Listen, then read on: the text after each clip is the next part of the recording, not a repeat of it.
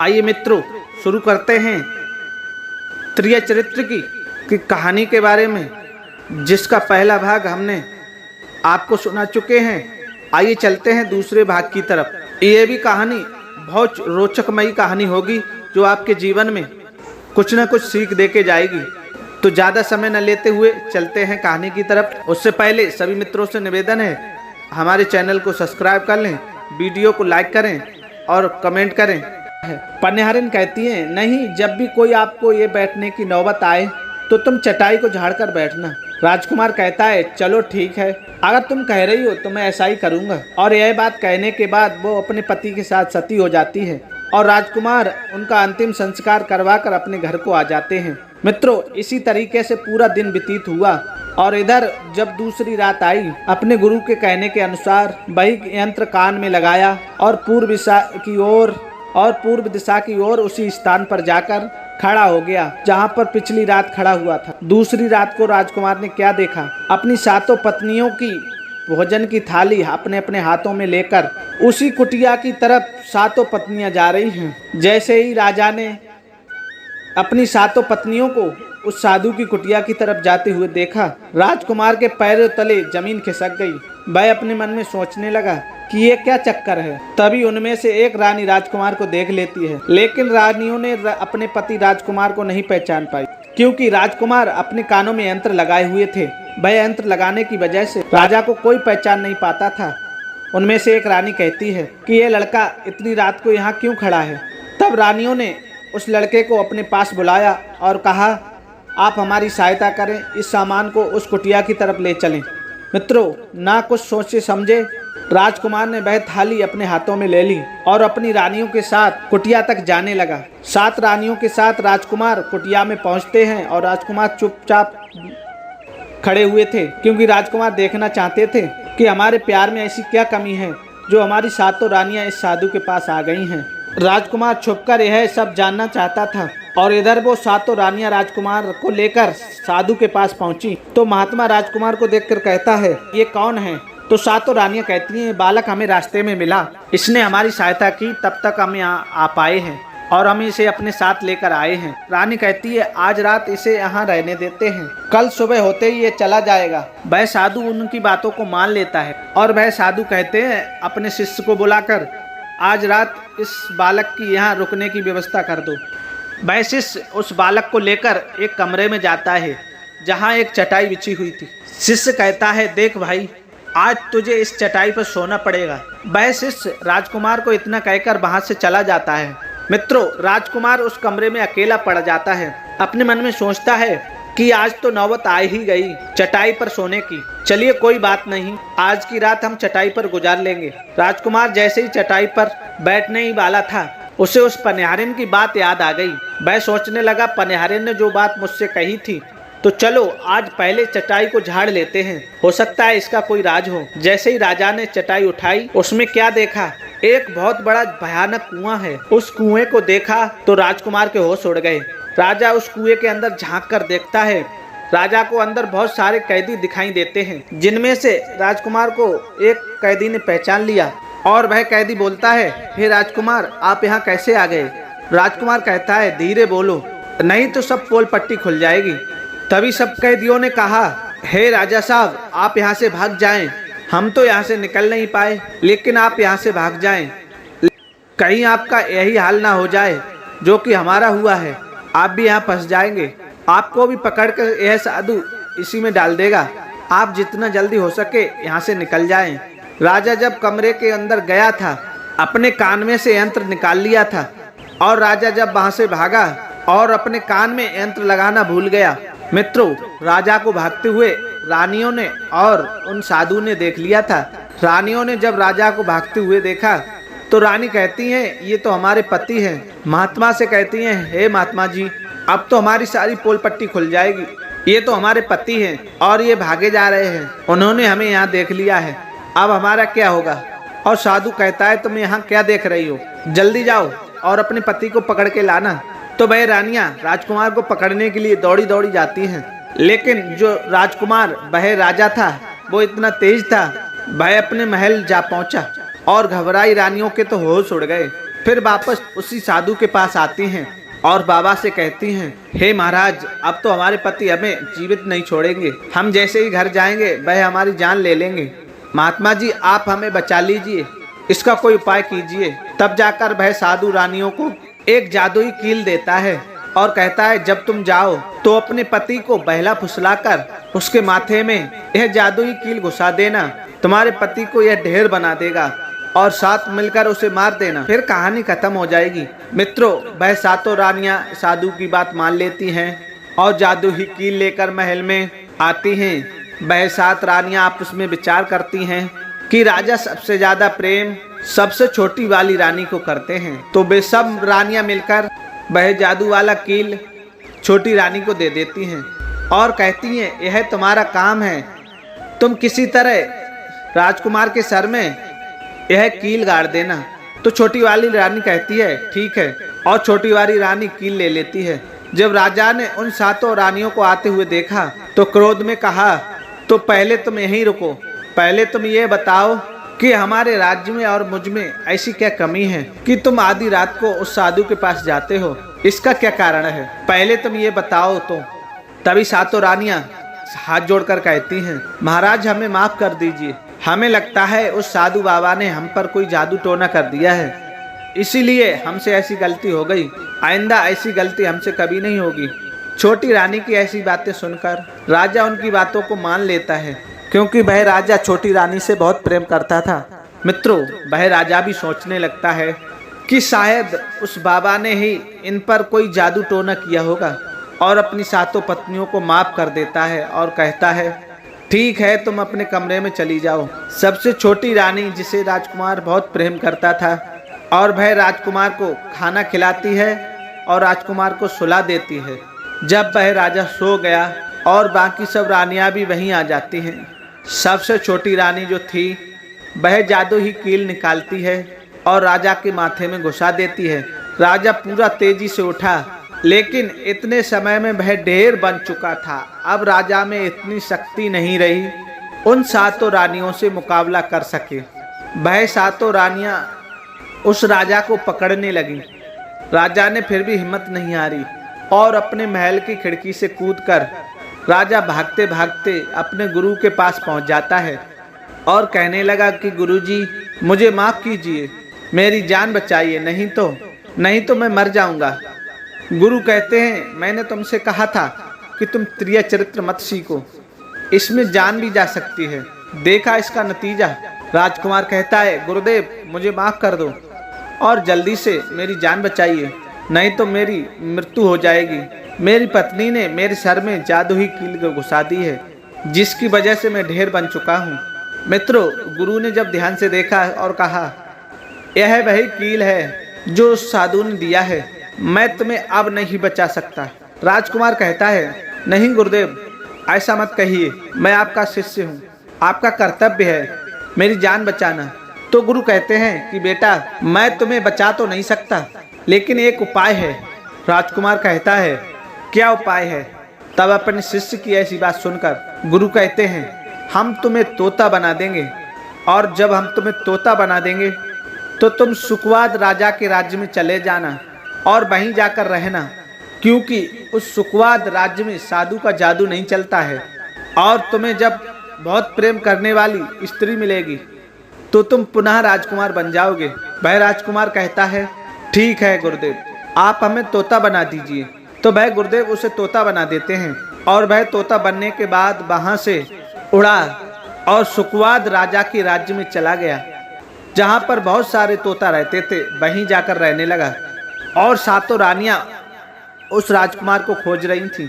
जब राजकुमार नहीं मिला तो फिर से उस बाबा के पास जाती हैं और कहती हैं कि बाबा जी, वह राजा रात को भाग चुका है, आप अपनी पोटली निकालिए और देखें वह कहाँ है।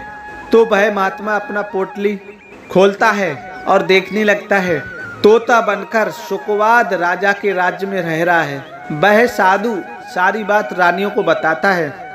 तो रानी कहती है, स्वामी अब क्या करें? तो वह साधु कहता है कि अब तुम अपने राजमहल में जाओ और जाकर कर घोषणा कर दो कि जो भी तोता पकड़ करके लाएगा हम उन्हें 5 सोने के सिक्के देंगे। उस राज्य के जितने भी बहलिया थे वो तोता पकड़ने के लिए चारों तरफ घूमने लगते हैं और जो भी तोता पकड़ते वह रानी के पास जाते और 5 सोने के सिक्के ले लेते थे और वहां से चले जाते और वह 7 रानियां उस तोते को मार देती थी। ऐसे ही धीरे धीरे बहुत दिन और बहुत समय निकल गया और वो राजकुमार जो तोता बनकर जहाँ गया था वह सारे तोतों को बहुत बहुत अच्छी बातें करता था, उन्हें बहुत ज्ञान की बात बताता था। तो सारे तोता को लगा कि यह तोता तो बहुत समझदार है, यह तोता तो बहुत अच्छी अच्छी बातें करता है, इसे अपना राजा बना लेते हैं। और सभी तोता मिलकर उसे राजा बना लेते हैं। राजकुमार सभी तोतों का राजा बन जाता है और वहीं छुपकर रहने लगता है। एक बहलिया तोता पकड़ते पकड़ते सुखवाद राजा के राज्य में पहुंच जाता है और वह उसी पेड़ के पास पहुंच जाता है जहां पर वह राजकुमार तोता बनकर छुपकर रहता था। जब उस बहलिये ने इतने सारे तोता देखे तो अपने मन में सोचा, अगर हम इतने सारे तोते पकड़कर रानी के पास ले जाएंगे तो हमें बहुत सारे सोने के सिक्के मिलेंगे। लेकिन वह बहलिया सोचता है कि मैं सारे इतने तोते पकड़कर कैसे ले जाऊं। फिर अगली सुबह सारे तोते दाना चुगने के लिए उड़ जाते हैं। तब वह बहलिया उस पेड़ के पास जाकर उसकी डालों पर चाकू से कट लगा देता है, जिस कारण से उस पेड़ की गोंद निकलती है। उसी गोंद के कारण तोते उस पेड़ पर चिपक जाने वाले थे। मित्रों, बहलिया वहीं छिपकर यह नज़ारा देखने के लिए इंतजार करता है और जब शाम हुई तो सारे तोते वापिस उसी पेड़ पर जा बैठे। तभी सब तोतों की पंख और पैर उस गोंद में फंस गया और वे सभी पेड़ की शाखाओं पर चिपक गए, क्योंकि पेड़ पर हर जगह गोंद ही गोंद थी। अब सारे तोते उस गोंद में पूरी तरह से चिपक गए थे। उनके साथ राजकुमार तोता भी शामिल था। वह सारे तोते अपने गुरु राजकुमार तोते से अपनी अपनी जान बचाने के लिए ये सलाह मांगने लगे। तभी एक तोता कहता है, हे राजन, आप कुछ भी करो, हमें आज़ाद करो, नहीं तो सुबह बहलिया आएगा और हमें पकड़ कर ले जाएगा और हमें मार डालेगा। तभी राजकुमार उन सभी को शांत करके कहता है, मेरी बात को ध्यान से सुनो। जब सुबह बहलिया आएगा तब तुम सभी मरने का नाटक करो, जिस कारण से वह बहलिया तुम्हें निकाल कर जमीन पर रख देगा। उसे ऐसा आभास होना चाहिए कि सारे तोते मर चुके हैं। समय रहते आप अन्य सुरक्षित जगह पे जाना, बाकी मैं सब संभाल लूंगा। फिर वह अपनी योजना के अनुसार पेड़ पर लटक गए, मानो कि जैसे सभी मर चुके हैं। जब दूसरी सुबह वह बहलिया वहां आता है तो उसे लगता है कि सारे तोते मर चुके हैं, इसलिए वह उन सभी को पेड़ से निकालकर जमीन पर रख देता है। तभी सही मौका देख सारे तोते झट से उड़ गए। तभी दूसरी तरफ उसने देखा कि जो राजकुमार था, जो तोता बना हुआ था, वो वहीं पर रह गया है। नीचे जितने भी तोते थे वे सारे उड़कर भाग गए। अरे ये क्या हुआ, इस पेड़ पर तो बस एक ही तोता है जो मरा हुआ लटका है, और जितने तोते मैंने छुड़ाकर नीचे फेंका वे सारे तोते भाग गए। बहलिया ने सोचा, इन सारों तोतों ने मिलकर मेरे साथ धोखा किया है। जो राजकुमार था, जो तोता बना हुआ था, वही सिर्फ पेड़ पर लटका हुआ था। वह बहलिया कहता है कि यह सब तुम्हारी चाल है, चलो अब मैं तुम्हें लेकर जाऊंगा और रानी के हाथ बेच दूंगा और मुझे 5 सोने के सिक्के मिल जाएंगे। और इधर बहलिया उस तोते को पकड़कर रानी के पास ले जाता है। तभी रास्ते में वह तोता कहता है, मुझे कहाँ लेके जा रहे हो? तो वह बहलिया कहता है, मैं तुम्हें बेचने के लिए रानी के पास ले जा रहा हूँ, अगर मैं तुम्हें वहाँ बेच दूंगा तो मुझे 5 सोने के सिक्के मिलेंगे। तो वह राजकुमार कहता है कि मैं तुम्हें 50,000 सोने के सिक्के दिला दूं तो क्या तुम मुझे नहीं बेचोगे? बहलिया कहता है कि तुम मुझे 50,000 सोने के सिक्के कैसे दिला सकते हो? मित्रों, तोता कहता है कि राजा सुखवाद के यहाँ एक बहुत बड़ा मेला लगता है, तुम मुझे वहीं बेचो, मूल्य मैं स्वयं बताऊंगा। बहलिया उसकी बात मान लेता है। रानी के पास बेचने की जगह उस तोते को मेले में बेचने के लिए ले जाता है। और राजा के राज्य में यह नियम था, अगर किसी व्यक्ति का सामान शाम तक नहीं बेचे तो वह राजा स्वयं आकर उसे खरीद लेता था। बहलिया उस तोते को लेकर बाजार में पहुंचा हुआ था। जब कोई व्यक्ति उस तोते को लेने के लिए आता था तो वह पूछता था कि ये कितने का है, तो वह बहलिया कहता है तोता अपना दाम स्वयं बताएगा।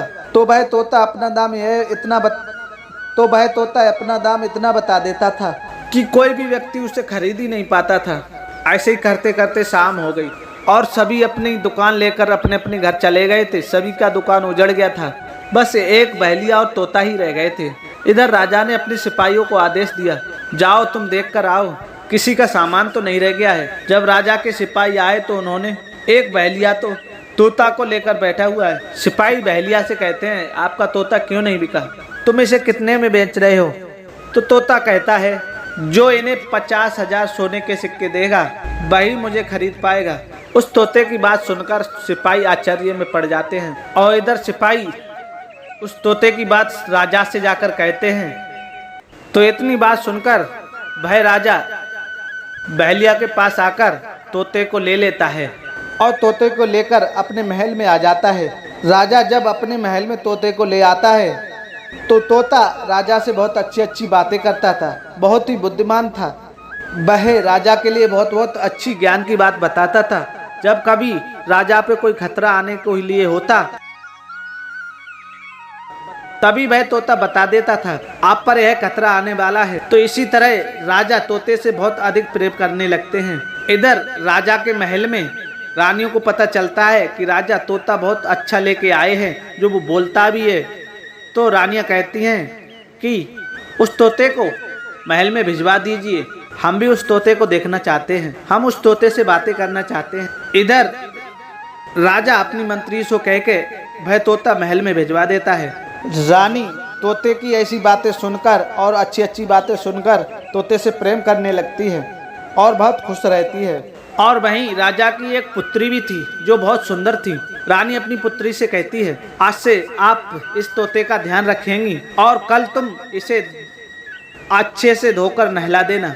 और वह राजकुमारी भी तोते से बहुत प्रेम करने लगती है। जैसे ही सुबह होता है तो राजकुमारी तोते को लेकर नहलाने के लिए ले जाती है।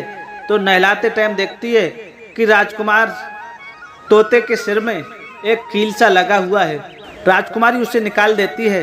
राजकुमारी जैसे भी उस कील को निकालती है, वह तोता पहले वाला एक सुंदर सा राजकुमार बन जाता है। उसे देखकर राजकुमारी घबरा जाती है। राजकुमार कहता है कि तुम घबराओ मत, एक कील वापस से मेरे सर में लगा दो तो मैं फिर से तोता बन जाऊंगा और इसके बारे में मैं तुम्हें रात्रि में बताऊंगा। तुरंत ही वह राजकुमारी वह कील राजकुमार के सर में लगा देती है। इसी तरह तोते को लेकर राजकुमारी अपने महल में जाती है और रात को वह कील सर से निकाल देती है और वह तोता फिर से राजकुमार बन जाता है। राजकुमार सारी दास्तान उस राजकुमारी को बताता है और कहता है कि माफ करना, यह दास्तान तुम किसी को मत बताना, नहीं तो मेरी जान चली जाएगी। राजकुमारी इसके बारे में अपने माता पिता को भी नहीं बताती है। इसी तरह दिन भर वो तोता बन के रहता था और रात को वह कील निकालकर राजकुमारी अपने कमरे में ले जाती थी। ऐसे ही धीरे धीरे काफी समय निकल जाता है तो राजकुमारी को राजकुमार से प्रेम हो जाता है। और इधर क्या हुआ, राजकुमार की जो भी पत्नियां थीं बस बहुत सारे तोते मरवा देती हैं। जो राजकुमार तोता बना हुआ था उन्हें वो नहीं मिलता है तो वो उसी साधु के पास जाती हैं। तो कहती हैं, हे महात्मा, अभी तक हमारे पति हमें नहीं मिले हैं, हम क्या करें और उन्हें कैसे मारें। और साधु फिर से पहले पोटली खोलता है और देखता है कि वह राजकुमार तोता बनकर राजा के घर में रह रहा है। वह साधु रानियों से कहता है कि तुम एक काम करो, तुम नृत्य कला सीख लो, हम सभी मिलकर उस राजा के पास नृत्य कला करने जाएंगे और जब राजा हम पर प्रसन्न हो जाएगा और हमें कुछ मांगने को कहेगा तो हम उस तोते को ही मांग लेंगे और फिर आसानी से उसे हम मार देंगे। धीरे धीरे समय बीता तो सभी रानी नृत्य कला सीख चुकी थी और साधु ने तबला बजाना सीख लिया था।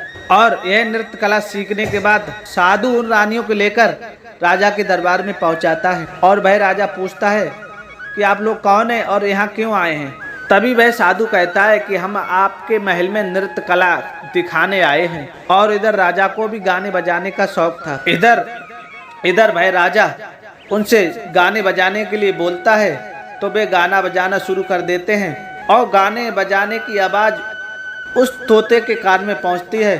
तो वह तोता सोचता है कि वह साधु अब मेरी सातों रानियों को लेकर यहाँ आ चुका है, अब हमारी जान नहीं बचेगी। लेकिन राजकुमारी उस तोते को लेकर अपने कमरे में जाती है, उस तोते के सर से कील निकालती है और वह तोता राजकुमार बन जाता है। और वह राजकुमार सारी बातें उस रानी को कि देखो ये गाने बजाने वाले आए हैं, ये मुझे आपके पिताजी को खुश कर कर मांगने के लिए आए हैं और ये मुझे मांग लेंगे और मुझे मार देंगे। और राजकुमार कहता है कि अगर ऐसा आदेश आपके पिताजी देते हैं तो तुम तोते को मत देना। जब राजा खुद मुझे यहीं लेने आए तब भी तुम मुझे मत देना, कहना कि तोते को नहीं दूंगी। और राजा जब जिद करे और तुमसे मांगे तो तुम गुस्से में आकर पिंजरे को फेंक देना। उसके बाद हम बचने का रास्ता स्वयं ही ढूंढ लेंगे। और इधर गाना बजाना पूरा होता है तो राजा उनसे पूछता है, कहो क्या चाहिए। तो साधु भाई तोते की मांग रखता है और राजा कहता है ठीक है। और राजा उधर अपने मंत्रियों को आदेश देता है कि उस तोते को लेकर आओ। और भय मंत्री महल में जाकर रानी से तोता मांगता है तो रानी कहती है ये तोता मैं नहीं दूंगी। और इसी तरह भय तोता मंत्री के मांगने से रानी नहीं देती है तो राजा स्वयं आकर तोता मांगने के लिए आते हैं। तो राजा उस राजकुमारी से वो तोता मांगते हैं तो राजकुमारी तोते को मना करती हैं। तो राजा कहता है नहीं, तुम कैसी बातें कर रही हो, ये तोता मैंने नृत्य कला वालों के लिए दान में देने के लिए कहा है और ये तोता मुझे दे दो। तो इधर राजकुमारी भी नहीं हट मानती हैं और राजकुमारी को गुस्सा आ जाता है और राजकुमारी गुस्से में उस पिंजरे को जमीन पर फेंक देती हैं। और वह पिंजरा जैसे जमीन पर गिरा तो पिंजरा टूट गया और जो तोता था वह चावल का दाना बन गया। और यह बात इधर साधु को पता चलती है तो वो कबूतर बन जाता है और वो कबूतर बनकर दाना चुगने लगता है। उन दानों में से एक दाना जो था उसमें राजकुमार था।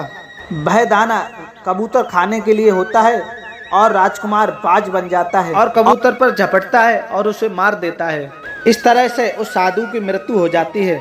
राजा यह सब देखकर आश्चर्यचकित हो जाता है। उस कबूतर को मारकर फिर से तोता बन जाता है और जो राजकुमारी थी उस तोते के सर से कील निकाल देती है और वो फिर से पहले की जैसी राजकुमार बन जाता है। राजकुमारी अपने पिता को सारी बात बता देती है और राजकुमार कहता है देखिए राजा साहब, मैं भी एक राजा हूँ और मैं आपकी बेटी से प्रेम करता हूँ और मैं उनसे शादी करना चाहता हूँ। वह राजा अपनी पुत्री से पूछता है कि बेटी क्या तुम इससे शादी करना चाहती हो। तो राजकुमारी कहती हैं पिताजी मैं इनसे प्रेम करती हूँ। तो इसी तरह राजकुमार उस राजकुमारी से शादी करके अपने महल जाता है और अपनी जो 7 रानियां थीं उन्हें बंदी करके कारागृह में डालवा देता है और राजकुमार खुशी खुशी उस रानी के साथ रहने लगता है। दोस्तों, अगर कोई स्त्री कभी कभी किसी भी परिस्थिति में चतुराई या चालाकी दिखाती है या दूसरों को बेवकूफ मानते हुए अभिनय ढोंग पाखंड करती है तो इसे ही त्रिया चरित्र कहते हैं, जिसे पढ़ने के बाद राजा को अपनी जान बचाने के लिए क्या क्या नहीं करना पड़ा, क्योंकि राजा को स्त्री के त्रिया चरित्र की पूरी जानकारी हो चुकी थी कि कैसे जब एक स्त्री को अपना स्वार्थ दिखने लगता है तब वह अपने ही लोगों को बेवकूफ़ बनाकर अपना स्वार्थ कैसे पूरा करती है और उसके साथ रहने वालों को भी भनक भी नहीं लगता कि यह स्त्री त्रिया चरित्र का खेल कर रही है। मित्रों, जो भी आपके दिल के करीब है उसके बारे में आप पूरी जानकारी रखिए कि उसके अंदर खुद को लेकर कोई स्वार्थ तो नहीं छुपा है। अगर ऐसा है तो आप उनसे थोड़ा दूर ही रहें, क्योंकि ऐसे में आपको जिंदगी के हर कदम पर धोखा ही मिलेगा। तो प्रिय मित्रों, इसी तरह ये कहानी हमारी पूरी होती है त्रिया चरित्र की। अगर हमारी कहानी से कोई सीख मिली हो तो कमेंट में जय श्री कृष्णा लिखें और हमारे चैनल को सब्सक्राइब कर लें। मिलते हैं अगली वीडियो में नई जानकारी के साथ, तब तक के लिए जय श्री कृष्ण।